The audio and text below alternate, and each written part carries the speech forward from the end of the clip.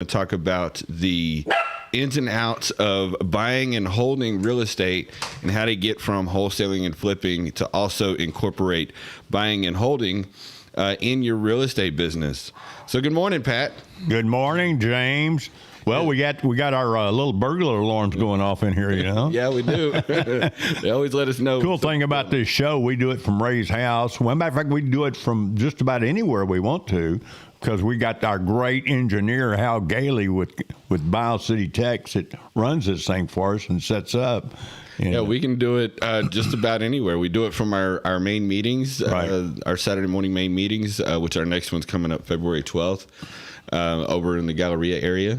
And that information is at massivepassiveshow.com. If you want to know all of our upcoming events, anything that we're doing, massivepassiveshow.com is the place. And they get to see my beautiful face and y'all's faces. Beautiful face. You don't have any mirrors at home, do you? Well, the beauty's in the eyes of the beholder. And I know you think highly of yourself. Yeah. I always say I might not be much, but I'm all I ever think about.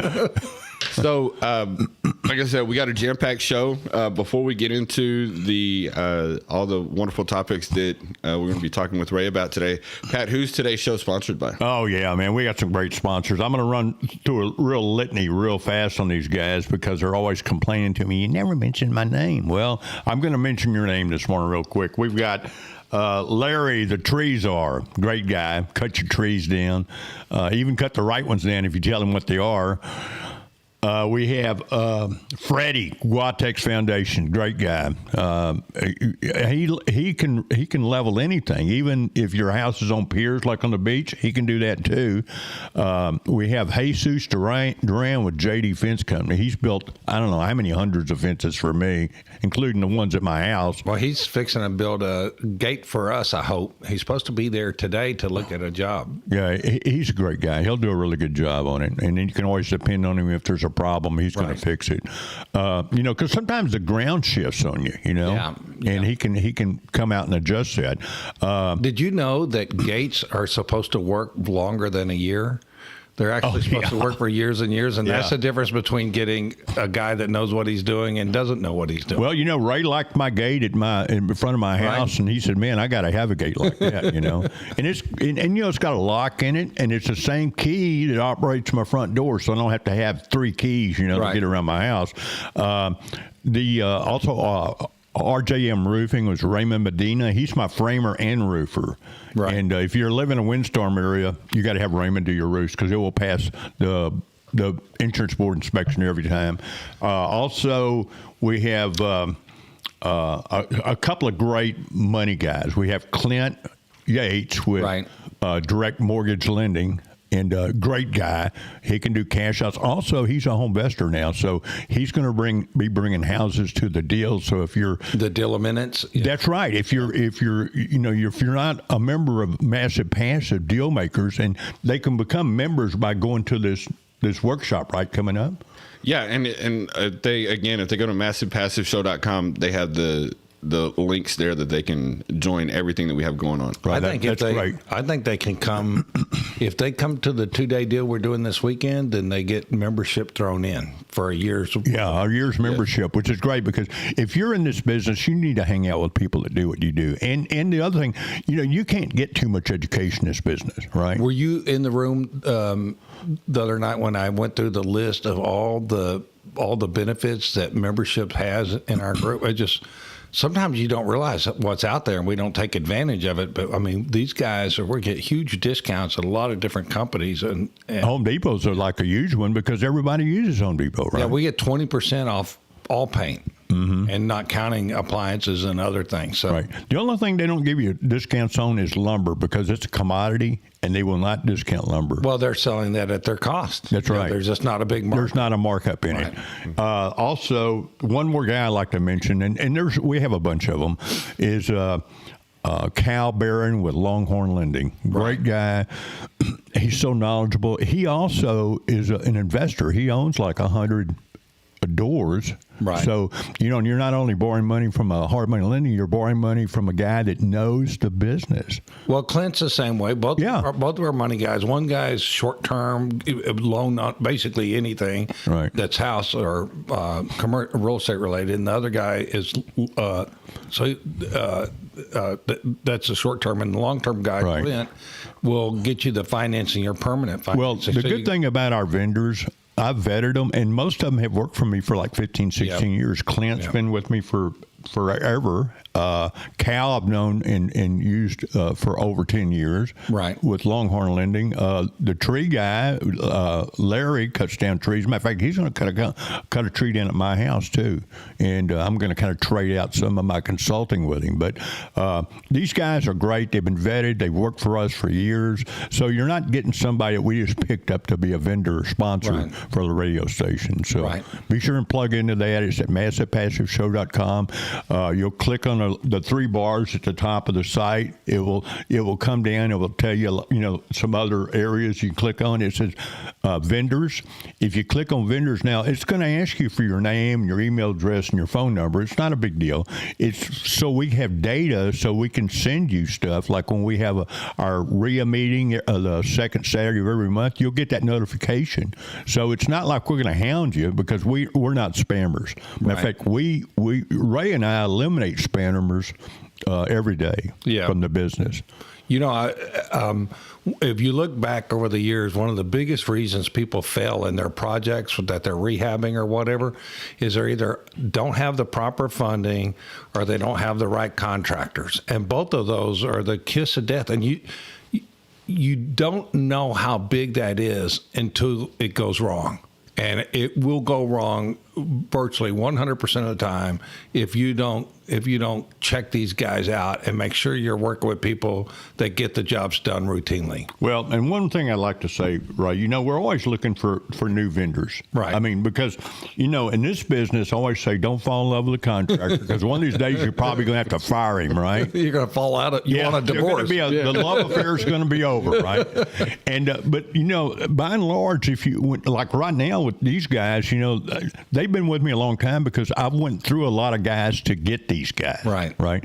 So, if you're if you're a plumber or some, service and you really want to get plugged into this, be sure you can go to our website or I'll just give you my cell phone number. You can text me and I'll get back to you. Well, and also, we'll check you out because if you're in the habit of letting your customers down, we're not going to. That's right. Exactly. We're not going to put up with that because it's a reflection on us when you use. I don't like to keep talking about the same thing over and over every week, but we talk about these vendors, but they're such a key part to our success because if you have a good team, and a lot of these guys are not just contractors, they're owners of title companies or they're attorneys. And so if you have a good team, you can achieve almost anything. You can go places and do things that other people can't do. Well, this is the deal with good vendors.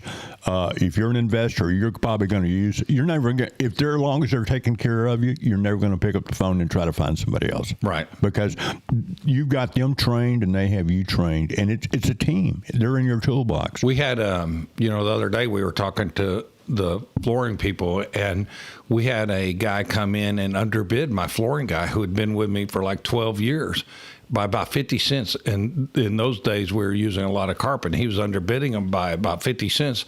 So I went back to my flooring guy and I said, hey, can't you match this guy's price? Because I didn't want to give up my guy. Right. But I wanted that lower price. And he did too, didn't he? No. He said, he didn't? No. He said, I'll go out of business. And I said, okay. And I tucked my tail between my legs and I kept the flooring guy. Because 50 cents isn't going to make or break you. That flooring guy not showing up or need special babysitting. Well, he might have told you something about the guy that went too cheap. Yeah. That he was going to cut some corner to meet that price. Right. Okay. Because, listen, everybody is pretty much set at the same price if they're a good contractor. Right. And real quick, if you want to thinking about you'd like to be a vendor and get our radio show, our Facebooks, our RIA, we're on YouTube and we post testimonials for our vendors on YouTube, right? Right. And so we have this. We can do more marketing for you than you can ever do for yourself. Absolutely. I mean, probably 5 or 6 times more marketing. And we tend to try to go exclusive with our vendors because they're all exclusive. Yeah. And it protects them. It also makes them more accountable to us because if we get some complaints from our team and our partners, then we may have to bid adieu. Well, just think about it. I mean, if you're the only plumber and it's being marketed to us, there'll never be another plumber. No. And so you'll get to our RIA. All of our people are coming to our RIA meetings. And a RIA is a club, by the way. It's a real estate club. Yeah, Real Estate Investor Association. That's right, association. And so, let's say we have 500 members of that, and we have 150, 200 members every second Saturday showing up. You have that direct contact with those people, and you're their plumber. Yeah, and one thing is, in the world we live in now, the way to communicate with people has changed so dramatically. It used to be everybody had to go to a room, and then you'd show up in the room, and then you'd say, "This is what I do," and that's just not the way the majority of people are communicating anymore. And well, that's just another factor, though. Yeah, but what I'm saying is that we reach probably 15 to 20,000 people on a monthly basis with what we're doing because we are plugged into the investor community. We're investors for investors by investors, and a lot of our vendors are the same way. So they know what investors need. They know how they behave differently than that retail customer. And if you're like, say, for example, a retail flooring guy, and you're not working for investors. And by the way, we don't need a flooring guy because we already have the best flooring guy in the world.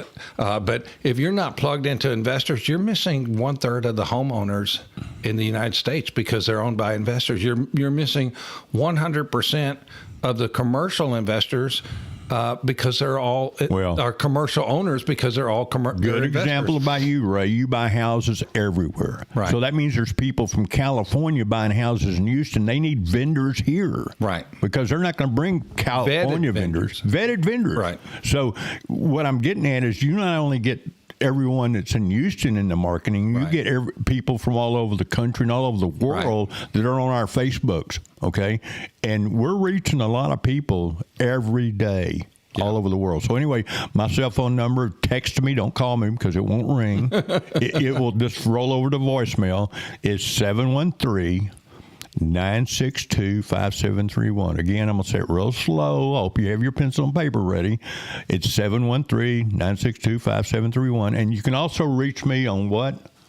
MassivePassiveShow.com. And what's the name of my company? You can't remember. Who would know? It's the most complicated name in the world. Residential Rehab Consulting, and it's RRC. And if you see Residential Rehab Consulting, that's me, Pat Reisinger, and text me, and we'll get you on board, and we'll meet with you and vet you first. Right. But if you get vetted and we hire you, you're going to get a lot of business. Right. Okay. Cool. Enough of me. Let's go on to the show. Yes, let's get into becoming, elevating your real estate business to incorporate buying and holding, get better at wholesaling and flipping to get to that point. And it all starts with the things that we're going to be talking about this weekend in that 2-day class. Lead generation, because you got to be able to market and generate leads and get in front of sellers and be able to solve problems. That's what we really get. That's where we really make our money, is solving problems. And that leads actually into the next topic, which would be creative deal structures and where and how to get money. We hear from time to time again, a lot of people say, well, I want to start wholesaling, because I got to do a couple of wholesale deals and, make some, assignment fees so I can build up a little capital. Then I can start flipping, make more capital. Then I'll be ready to buy and hold. But that's not necessarily the case, because at our meetings, there are plenty of people there with plenty of money that will fund deals. So you can actually get that funding for your very first deal. It doesn't have to be a wholesale. If you come to these meetings and meet people, you'll actually get people to partner with you. Isn't that right, Ray? Yeah. Yeah, go ahead. And there's a lot that goes into it. It's not just that easy. You know, hey Ray, loan me money for this deal. It's not that easy.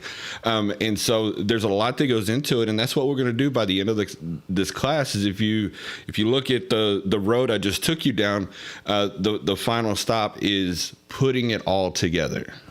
Yeah. You know, it's just listening to you talk about that and saying there's a lot to it. It's like, sometimes we talk to the people that come to these meetings. They'll come to their first meeting and they'll be like a college graduate, you know, and I've heard more than once, I've had them say, man, they never taught us any of this stuff in school. Not want to either. Yeah. I think professor's not into it. Well, I think because professors aren't, they're not into wealth building. And so it's never been of their interest. If they were, they probably wouldn't be professors. Well, their whole goal is to get tenure, right? Yeah. Yeah. It's like, and they're going to do whatever it takes to get that. Right. And so it is kind of interesting to see that happen. But one thing about going to the RIAs is you find out who the people are that are doing things that interest you. And then you do that. When I started, we started out as buy and hold investors. Our very first property we held for more than 30 years, and we had the same tenants. But when you get involved in these things, you come into that door thinking you want to do a certain thing, and then you start talking to people, and more often than not, there's somebody in that room that's doing whatever you think that you want to do, whether it's RV parks or mini storages or mobile home parks or single family houses or apartments. And the goal with the RIAs is to build that community where it's an open and free flow of knowledge and information. In fact, we discourage people. You can see a taker a mile away, and I discourage you having anything to do with takers. If they're not sharing, if they're not engaging actively in the conversation with what you're interested in, move on, because that's a loser relationship from that very first. Well, and we're pretty good. If you're hanging around us, we're gonna get that taker out of there. Yeah, and the thing is, everybody that is successful, that's really made this work, they realize they're standing on the shoulders of other people that went before them, that learned those lessons, and learning those lessons in real time versus learning those lessons by that old guy next to you saying, "Don't do that, stupid." That's the worst thing you could do. Well, we just Ray and I and James were at the San Antonio Rio on Thursday night, right? Right. And I went around the room specifically talking to all the new people that I knew, and the people that were not really new but had been coming, let's say within the last year, right, that I've met, and I talked to them about helping others. Yeah. Because that's how you get helped. Right.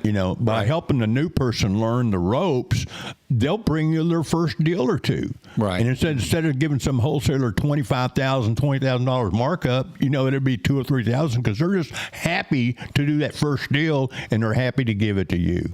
And helping people is how you get helped. Well, and that's a basic tenet of real estate investing. When you help people solve their problems, you're going to get paid. Usually you'll get paid somewhere. And sometimes you don't get paid, and it's okay too, because you help somebody. Well, you'll get paid eventually, because if you just keep that attitude, people will gravitate to you, because that's the kind of person you are. Well, the house that we closed on Thursday, are we going to try to make it over there today and do like a video live stream or something? Well, I'm going to go with as soon as the show's over, we're going to head over there. Well, that was a referral. That came from somebody that one of my daughter, well, we knew her too, but my daughter knew her better for 20 years. And that just a word of mouth, people knowing what you do, the fact that they know you're going to take care of them and not, stab them in the heart with a dagger.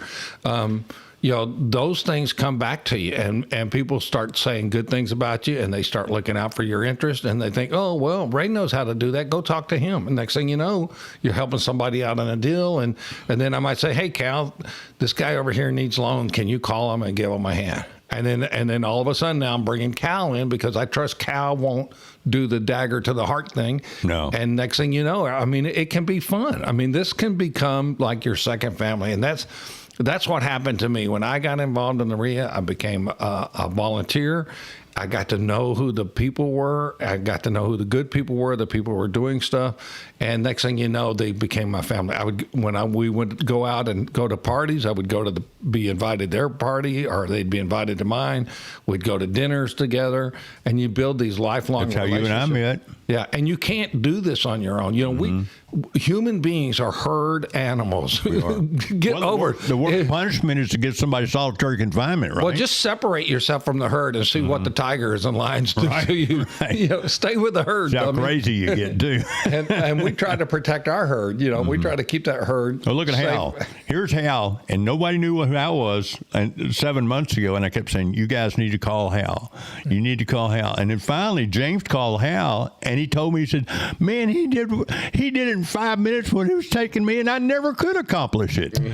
Well, and that's you're either not going to accomplish it, or you don't even know it can be done. Right, you know? right. And here we got Hal, and he runs our radio stations, our Zoom calls, your podcast, everything. He's more involved in this company than just about anybody. I want to say something to the listeners. A lot of times you don't think we're talking about important stuff like the team members and the vendors. You're absolutely wrong. It's not a little thing. It's everything. When I started out, I found out who Jack Miller was, and I realized he was all the gurus you see out there today. They were with me and Jack Miller in that audience with me at Jack Miller's events 25 and 30 years ago, because this guy was just such a technician and just knew his stuff and knew exactly what to do and how to do it. And when I started going to his stuff, I was learning vocabulary words, because it's like, oh, what's that mean? Oh, what's this mean? And I'd get confused, and the guys would leave me behind in a cloud of dust. And then after listening to it a few times, and then they'd talk about how deal structuring and how to negotiate. And I thought, well, this is good. Now, I'm past the vocabulary words. Now I'm learning the concepts. But then the third level is like, how do you get yourself in that place? How do you get that mindset where you're in the right place, where these opportunities, they're attracted to you, instead of you going out there and beating the bushes, killing yourselves. And when you get to that place, now you've really kind of reached the pinnacle, in my opinion. And that's really what I learned from Jack Miller. And when we're sitting around talking about this is guys basically on the end of this mic who have survived a lot of problems, a lot of projects, a lot of things going wrong. And we just learn how to position ourselves, and we get ourselves in a place where we can actually achieve things. So don't underestimate what we're talking about here and these relationships. We're talking about them because they're important. You get me so fired up. I want to be at that workshop. Well, a couple of things to that. A couple of conversations that we've had recently. Yesterday, I had a conversation with a gentleman who was at the RIA meeting on Thursday, and he was ready to sign up for membership. And so I called him up and was getting him set up. Well, he's a financial guy. Right. He's not one of our vendors, but he does that kind of stuff. And we got to talking, and we talked a little bit about what you just mentioned a few minutes ago. They don't teach this stuff in high school. And it's like, I wish they did, because, they need it. And, he was telling me that he's got things that he can, he loves to teach and talk. And, he will talk to people about, what can you expect when you go to, fill out an application for, a loan? Right. You can expect a certain percentage to bring to the table.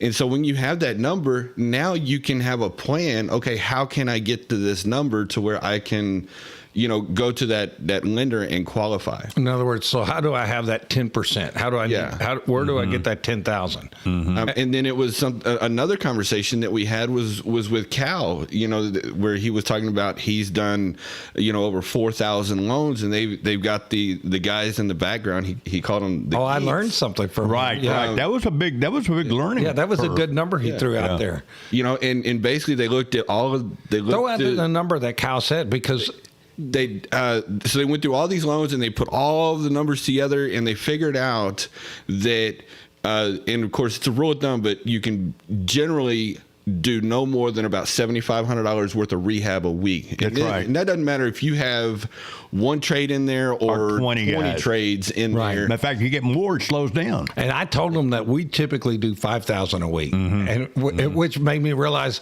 maybe I'm not pushing the envelope hard enough. But what was the reason? To share what the takeaway? Well, the takeaway with that was that if a guy says I've got a 4-week job and it's a $60,000 budget, He can't do it then. Can't do it because you divide 60,000 by 7,500, and that's about 8 weeks. That's so right. he's off twice, and so that's the red flag to Cal and say, okay, look, this guy doesn't have the right perspective on this. Let's look a little bit deeper, because when he's successful, we're successful. And I'm putting words in Cal's mouth, but I imagine that. No, that's what he's exactly thinking. right, because, I work for a hard money lending company that's field operations, right? Right. So I would go meet the perspective or the new investor or the investor that was already an investor, and I'd set up his spreadsheet with him. Right. And then I'd talk about his draws and how that will happen and how he needs to make that happen in order to get this thing done and get it sold and get out of that hard money loan, right? And you just think about like the permutations of that misguided knowledge by the rehabber, right? So some of the permutations are he might get overly upset because the contractors aren't delivering on his timetable, when really they're going against a headwind that they can't overcome. He might be upset, or he might be underestimating his budget because he thinks the rehab's going to be a month when it's really going to be 2 months. And more likely,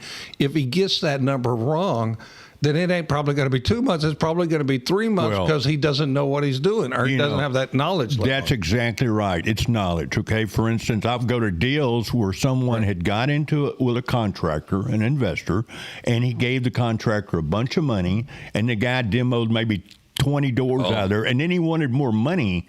And he said, okay, if you don't give me more money, I'm going to file a lien on your place. So the investor's already given him too much money, right? And the guy's got him in a squeeze, all right? Right. And The so then I contractor. show up and I said, okay, look, you're borrowing money from us, and he's doing that to you. I said, give me his number. I'm going to call him. And I'd call him. I said, okay, look, you try to put a lien on this, we're going to sue you for everything you got, because you're not an LLC. So I'm going to get your truck, and I'm going to go for your house. I'm going to go for everything I can get out of you. And they run like they're on fire. Right. But that's why it's important to have people like us that have been in this business a long time and have been through the ringer. We know how to do this. The other thing, I will show you how to do the job so you don't get into these problems. Okay. Well, I think that if you're a normal human being, you think everybody else behaves and acts the same way you do, and they don't. And even a lot of times contractors get in trouble because they're optimistic too, but then their truck breaks down, or their lead guy, carpenter, doesn't show up for 4 days. The next thing you know, they're behind the cue ball, or they need that draw that you're giving them to finish their previous job, and they need another job after yours to finish your job. That's right. And so you don't think this stuff happens because you've not been exposed to it. And once you get in this industry, this stuff happens all the time. Well, I teach you how not to give draws. Right. I mean, that down payments. Right. I mean, these contractors, I've seen them say, well, this is a new client. He'll tell the client, well, you're a new client, so I'll need 50% down. Well, if you're giving him $30,000, what are you giving it to him for? He hadn't done anything. Exactly. Right? That's a big mistake, people. I teach you to get people in there that they give you value, and then you pay them. Because that way you're kind of ahead of them, right? I mean, the whole idea is if you're an investor, you got to be ahead of that guy. So anyway, let's move on. Yeah. So anyway, so what do we got, James? What are we going to tell us a little bit about the 2-day deal coming up? So another thing that we're going to be talking about is, deal structures and, how, like I mentioned a few minutes ago, how to put it together. And one of the things that we're going to cover in that, aspect is money should never be the problem to hold you back from doing deals. No, but you got to be a student of money. You got to understand, in creative deals, most people they're students of money. Like, how do I get the money and give it back real quick? the creative real estate investor is like, how do I get the money and have the tenant give it back instead of me giving it back? So you're moving instead of paying it off in a year. Short-term money is necessary in this business because it allows you to move fast, but you need to master long-term money also. And in fact, that's why it was important to us to get Clint on our team, because he's an expert on that. And so it's important to have that kind of person. But in the creative deals, a lot of times that person is the person that has the problem, is giving you that long-term money, or it's other partners that are giving you that money. Well, and what he does, he qualifies you first. So when you get money from Cal, you already have your exit strategy. Yeah, correct? Yeah. And you, if you're out there and you're in a position where you want to start making offers, get yourself pre-qualified with Clint and Hal, or Cal, Clint and Cal. Is that right? Say that. That's a tongue twister. Yeah. My mouth said, no, I'm going to say Hal. If we get another C in there, we're messed up. Hey, Hal, I need to get pre-qualified. Can't help you there. So definitely get pre-qualified, because then you can stand in front of that seller with confidence and know what you can and can't do. And when you're putting a deal together, it's really important to know how to put it together, so that when you go to the person, your partner or whoever's putting up the money, that you've done it right, and negotiate it right up front. Avoid having to go back, make the deal right the first Yeah, and these time. two guys know each other now, so they're connected. You know, so.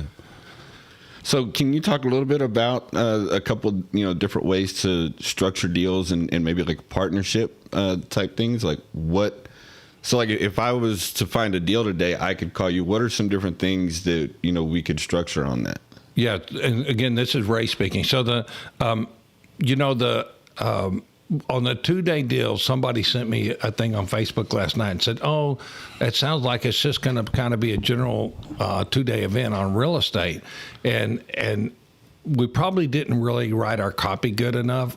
We were going to probably try to make it a little bit better, but I'm all about holding on to real estate, and holding on to real estate is really hard. It's not something that's simple. In fact, we're not anti-wholesaler and we're not anti-flipping, but you're going to throw away a lot of your life, a lot of your youth, and a lot of your assets, future assets, because you wholesale and you flip. And some deals, that deal we're going to go look at today, we already had an offer that we will make a $60,000 wholesale fee on that property. But we're rehabbers and we hold property. And so I'm going to take Pat out there with us, and we're going to go out there, and because Pat's super experienced, knows what things cost. And we're going to go out there and we're going to look at that and say, are we better off flipping this and on a wholesale fee, or are we better off fixing it up? Because potentially, that deal can make $120,000 to $140,000 just depending on what the rehab. And so now we're going to compare $60K, do nothing, and if my thoughts are right, because I haven't even been in the house yet. I mean, we closed on Thursday, but is $60K right, or is 120 right?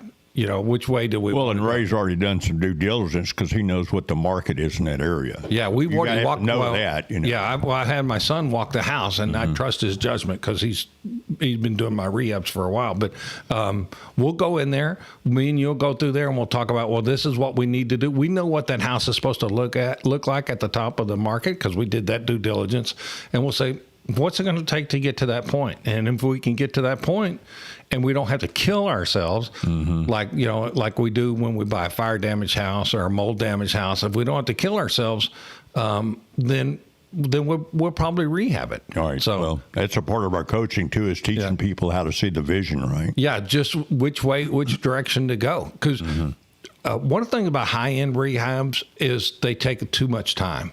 There's not cookie cutters. It's hard to cookie cutter. The thing about it is the market's real hot right now, but it can change on you real fast. So a lot of those things have to be in your mind all the time. Yeah. So and that's, and in fact, they're talking about raising interest rates, and that's going to change how this plays out. Is this what's going to happen in 6 months or 9 months if they increase the interest rates just a little bit? If they do the 3 or 4 bumps that a lot of people think they will. So, that's why I always tell people, instead of doing HELOC loans right now, I'd go with a cash out to get your money. because HELOC is prime plus one, and it's fixing to change. So when prime changes, your cost changes. Something we talked a little bit about before this meeting, and James, or before the radio show, and when you were talking, I was reminded of what my life was when I was 17 years old, and as it relates to this conversation. And when I was 17, I thought I needed a GTO, and I owned a 69 GTO. And to me, if you're a wholesaler, you're a guy with a GTO. Right. And you might survive that. And somehow I did survive owning a GTO as a 17-year-old. But I'm saying if you're wholesaling and you're flipping, you're living a very charmed life, hopefully, and you can survive that. But so many wholesalers and flippers that becomes their primary strategies, they're not around. The first time you have a market correction, it's like that GTO took you out. That's right. And you're done that. And what happens when you have the GTO? What is your right foot doing? Oh, it's on the floor. It's on the floor. I mean, that's what that car was for. And then when the gas price goes to $3 a gallon, it's like put. Yeah, that GTO only had a top end of 110 miles an hour. Yeah, but it would get there in no time. Yeah. It would go 0 to 110 in no time. I had a Mustang 2+2 fastback with a high performance engine in 289s. 289. I could go from Houston to Dickinson in like 16 minutes. Well, but when it comes to investing, it's not what you're doing like next week or next month. It is that's important because we want to have a decent lifestyle, and there is a place for wholesaling and flipping, and that's the place.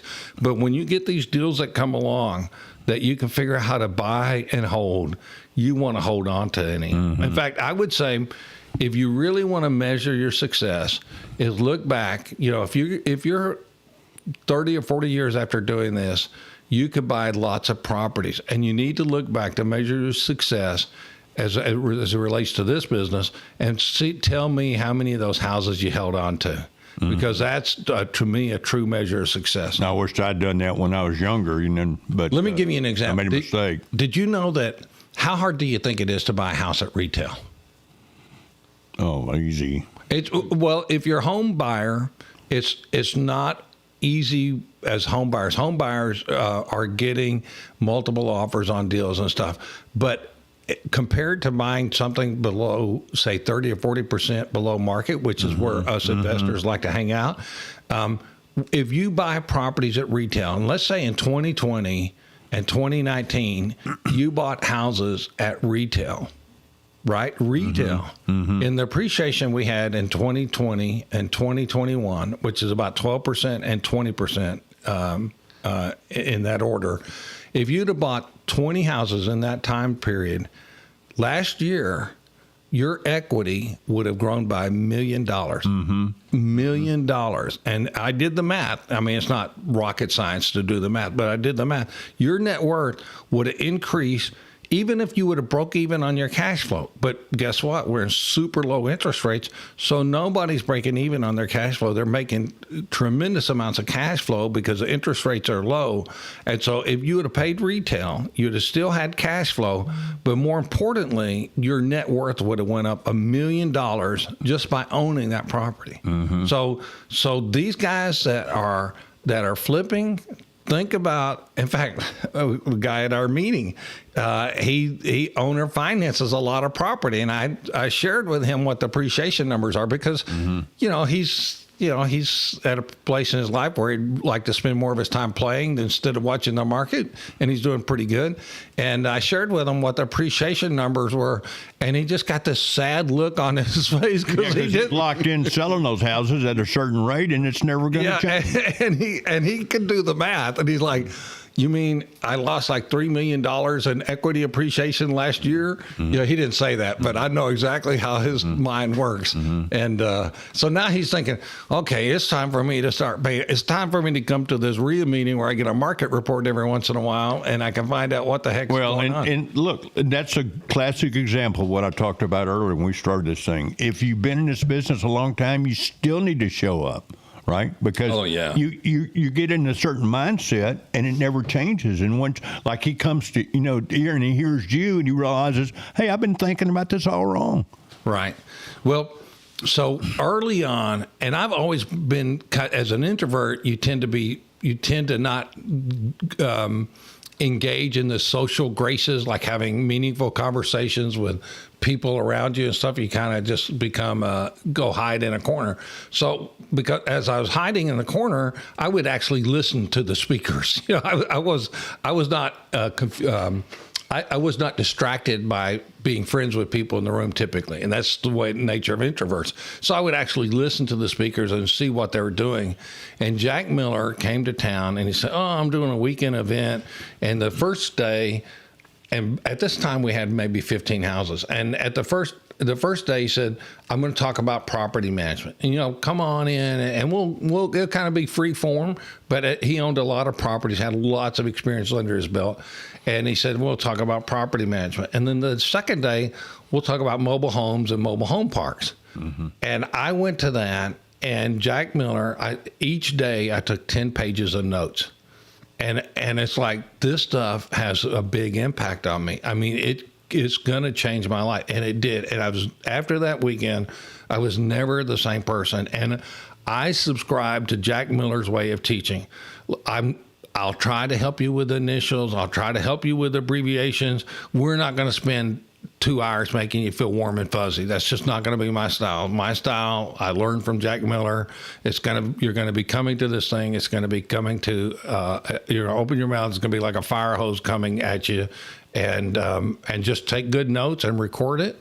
And you'll get a lot of information. And so, now, we're not going to talk about mobile homes, but we'll talk some about mobile homes. We'll talk about property management. But our niche is, if you're a wholesaler or if you're a flipper, is how do we convert you to the guy that buys and holds every chance he gets? And you're not doing that, and you're missing the boat. If you wake up every day and say, I'm a wholesaler, that's my business, that's what I'm going after, that's not. We're going to change your opinion of that. There's a good example right here sitting next to you. He said, by God, he said, if I had just held some of the property I wholesale, I'd been a lot better off. Oh yeah. And you was his mentor. You're still his mentor. Yeah, and he started to listen. And 7 years later, he started to listen. Yeah. Well, I had to wake up the first time I heard you. You put me to sleep, but Hey, that's a funny story. Oh my God. Hey, where's that stick at? Where's your hand me that pole over there?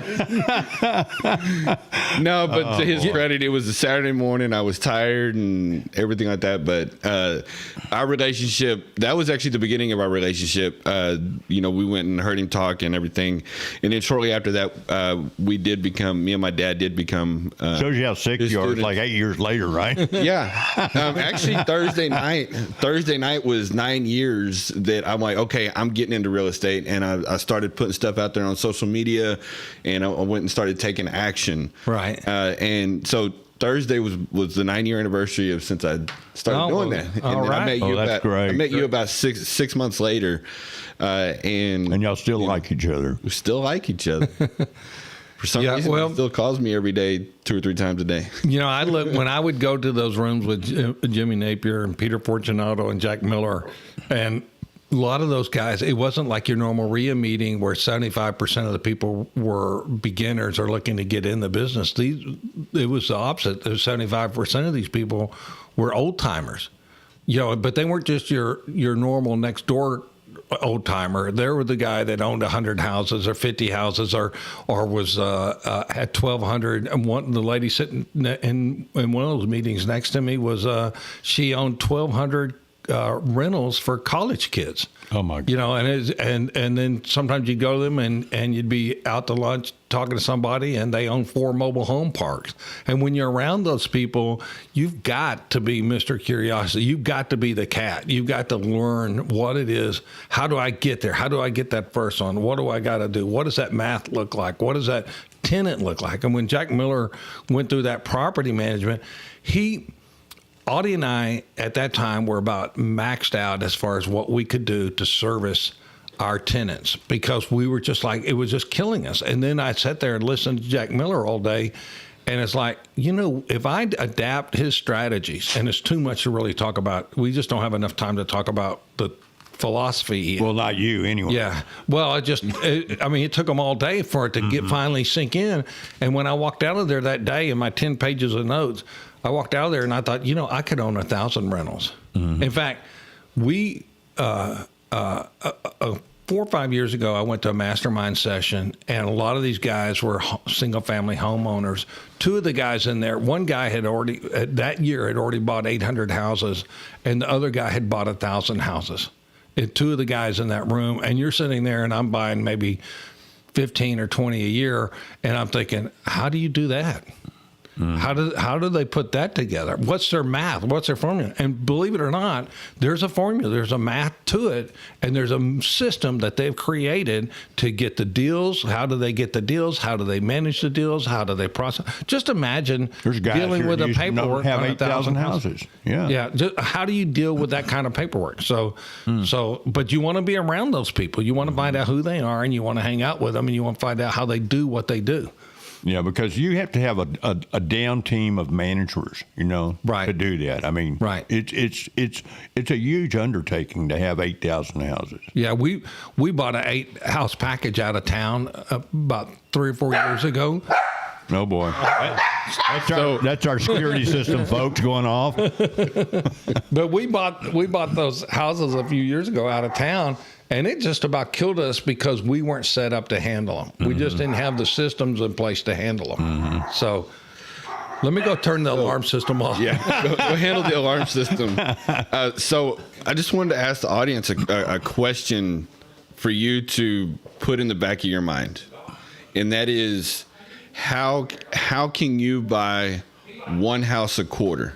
Or if you could buy one house a quarter as a rental property, what would that do for you in the long run? I did a deal, 5.5 years ago where I went back and looked at it not too long ago. And that was a wholesale deal that I did, made good money on it. And I look back today in that house, I left over $100,000 when you factor in the equity, the appreciation, and the cash flow, all of that stuff, over $100,000 just in a 5-year period. If you could do one of those a quarter, that should be a good goal for you to have. And that's what we're going to talk about in this 2-day class, is how to get to that point, and how to get to that point as quick as possible. Because then before you know it, instead of buying one a quarter, you're buying 2 a quarter or 3 a quarter, or 1 or 2 a month. And so on. So I just want to, just think about that. If you want to know more about the 2-day class, again, our website is massivepassiveshow.com. That is massivepassiveshow.com. And all of our information is there. Our Facebook groups, our YouTube channel, and our upcoming events and everything. You know what? I wanted, go ahead. Well, we had, and I hope I'm not stepping on your feet, but in that meeting, or in the 2-day deal, we came up with an acronym, and it's CALM, right? It's knowledge, attitude, leads, and money. And that's what we're really going to talk about. But the whole goal is, if you got a wholesale deal that you can make $50,000 or $20,000, then you need money and you need leads. If you're a flipper, same thing. You need money, you need leads, and you need to know how to put these things together. Like if you're rehabbing, a house is not a house if people can't live in it. Right. So what does it take to get where people can live and enjoy the benefits on today's standards? Right. You can't be building a house or putting a house together like they did in 1970 because it's not going to be accepted. We're taking those 1970 houses and converting them into 2020 houses where it gives 2022 now. Yeah, 2022. Time flies. And so that's what we're going to talk a lot about that. And a lot of those things overlap. But the real theme is like, how do we put deals together that we can hold on to? That's our niche. That's what we're going after. Perfect way to end that, because it leads me into our next thing that we're going to talk about. We literally have 3 minutes left. So we just shut got up, the Ray. warning. No, it's not. It's not shut up. It's you get to it. But just wanted to talk a little bit. Just give a summary of one of the things that we're doing with the foreclosures. We're looking at the. There's a group of us looking at the foreclosures, and we're actually going to do it. And Ray put me into this and put me in charge of this, as if I don't have enough hats I'm wearing. That we're going to basically do an auction tour on steroids. Yeah. So that came up in one of our coaching calls, and we started talking about foreclosures. And I always say, whether you're a student or not, go to the foreclosure auction. The bigger, the better. The big downfall that people have when they go to these foreclosure auctions is they just go there to hang out. Well, they don't have a horse in the race, right? So it's kind of like, it's like the difference between watching a tennis match and being in the tennis match. And so we kind of said, look, we're going to have 5 or 6 of us. We're going to share kind of the breakdown where the foreclosures are happening in this area where we're going to go foreclosure auction, which in this case will be Harris County, which is one of the largest auctions in the nation. And we're going to have 5 or 6 of our volunteers at our RIA, students and volunteers, and we're going to be they're going to be looking for deals, and then we're going to follow those through the foreclosure auction, and we might even take a bag of money to maybe try to buy 1 or 2 of those houses. But the key is it's more than an auction tour. We're going to have some of us in that small group. It can't be too, if people want to come to it, they can join us, but it's just, if it gets too big. One of our guys you have that's in y'all's team is a skip tracer too, right? Oh yeah. Milton is a landman, so he's forgot more about hunting down owners than most people ever learn. So anyway, I think that'll be fun, because now even if we don't buy a house, at least we'll be able to follow that lead all the way through the process and see how it gets bid on. Like, hey, that's an $80,000 property. Did it go for 60 or did it go for 110? And trust me, it does both. It's going to be 140. Yeah. And a lot of times on these foreclosures, you're buying these things sight unseen, and they're selling for more than retail. And the key is, what's the math look like? And when I say math, like, how many properties do I have to have in my sights? How many properties do I need to be ready to go bid on? How many will I really get? What kind of tricks are the old timers at the auctions? And trust me, they're playing tricks, and I know some of them. What kind of tricks they're playing to get rid of you?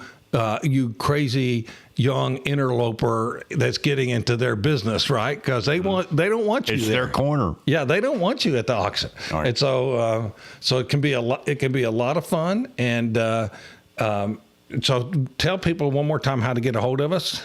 Go to MassivePassiveShow.com. That's MassivePassiveShow.com. You can get our information there.